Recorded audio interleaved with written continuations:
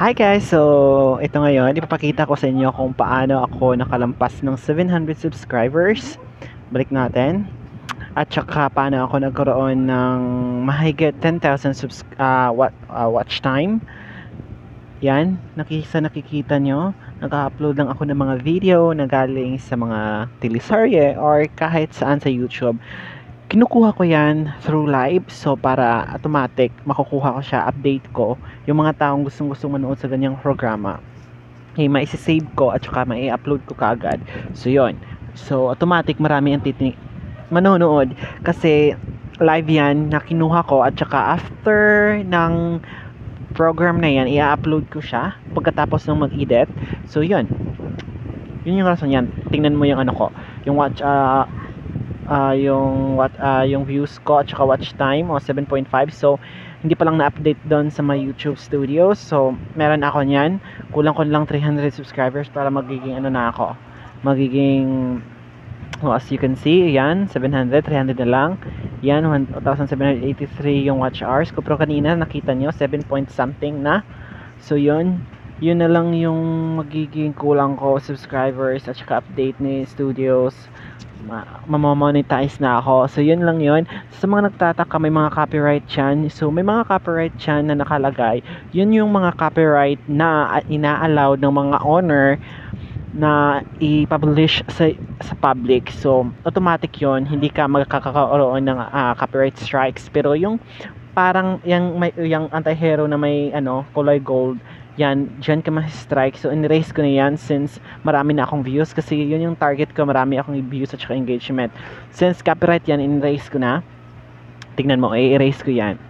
All copyright content, people in some countries can't watch your videos. Partially blocked yan sa ibang countries. Since marami na, kasi sinadya akong hindi yan i-erase kasi para pang engage lang siya, engagement. I-erase ko lang din naman yan pag marami na akong watch time hours, which is nangyari siya dahil doon sa kay Boy Abunda tsaka kay Alex Gonzaga versus Dina Bunibi. So yun yung nangyayari, nagkakaroon ako ng 120,000 plus a day lang yun. So meron akong 7.7k watch time hours, hindi lang na-update. So yan yung mga views ko, yung Voltis 5 ng GMA Network yan.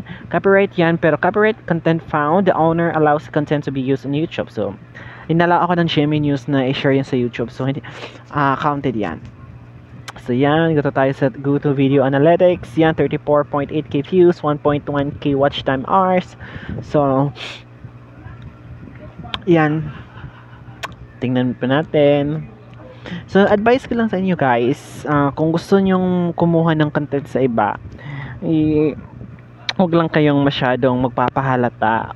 Hinaan nyo yung volume at saka lagyan nyo ng mga dimension or yung mga blurry na ibablock nyo yung ibablock nyo siya blurry daw. Basta may something kayong ibablock sa screen para hindi ma-detect ni content ni YouTube. May tools kasi si YouTube na yung content ID claim. Content claim ID, something like that. Yan. Experience ko yan yung nag-exam ako. Yan. So scroll tayo. Scroll lang tayo guys. So yun yung mag-a-advise ko sa'yo. Kasi marami kasi ngayon sa sa online world, marami na kasi titingin lalo sa mga chismis yun, di ba? Chismis yun. 13 minutes yun pero 125,000. Hindi pa yun umabot ng a day ha, pero ang lakas talaga siya. Grabe talaga na shock ako doon. So buti na lang hindi naging hindi na copyright ni GMA Network. Pero kung ika-copyright yun, mai-allow niya naman yun kasi hindi naman masyadong harsh yung pagiging kopya ko, kasi live ko yun kinuha, tsaka ginagamitan ko lang siya ng screen recording. So para siyang naging katotohanan. So yan, ginlagyan ko ng something na block ko ng something blur, something transparent na something. Yan, naging 702 subscribers na ako. Yan, yung sa 10 million na reach na ng shorts, 23k lang ako. Okay lang yan. At least, may yung tingnan. Yan, punta tayo sa YouTube. Page ko. Diba? 1k. Tingnan mo. sa your channel. 702 subscribers kung meron ako. Tingnan mo, tingnan mo, 'di ba?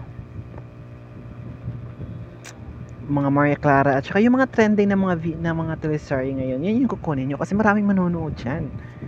Engagement nyo yan, marami talaga, grabe. Yung sa Maria Clara nga sa akin, kahit 4 minutes lang, tapos magiging 1K na siya, 2K, ang dami ng watch time, 120, 200, kasi straight to the point kasi nilang